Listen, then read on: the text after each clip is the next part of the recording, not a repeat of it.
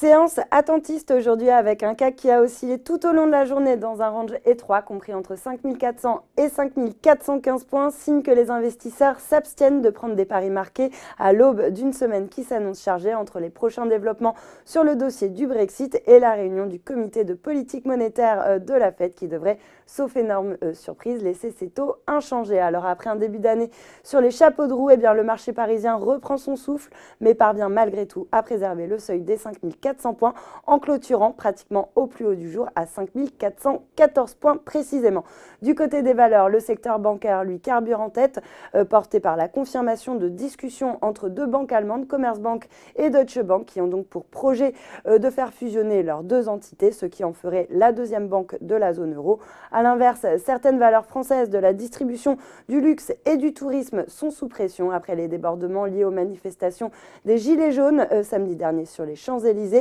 Une nouvelle flambée de violence qui pénalise en bourse les titres des groupes très implantés à Paris, comme par exemple Maison du Monde, Fnac Darty ou encore Casino Guichard, qui a par ailleurs annoncé la semaine dernière un plan de cession d'actifs non stratégiques de 1 milliard d'euros. À la hausse, Renault est bien orienté suite à des discussions avec Nissan et Mitsubishi qui ont pour objectif de simplifier le processus de décision de l'Alliance tout en prenant soin de préciser qu'une intégration capitalistique plus forte n'était pas pour le moment envisagée. Et si l'or Luxottica continue de son côté de pâtir en bourse des tensions franco-italiennes sur la gouvernance du géant de l'optique, le PDG Leonardo Del Vecchio souhaite déléguer certaines fonctions à son bras droit, perspective qui n'enchante pas du tout le camp français. Et puis sur le SBF 120, Vallourec est entouré après avoir été sélectionné par une société thaïlandaise pour fournir ses produits dans le cadre d'un projet offshore en Birmanie.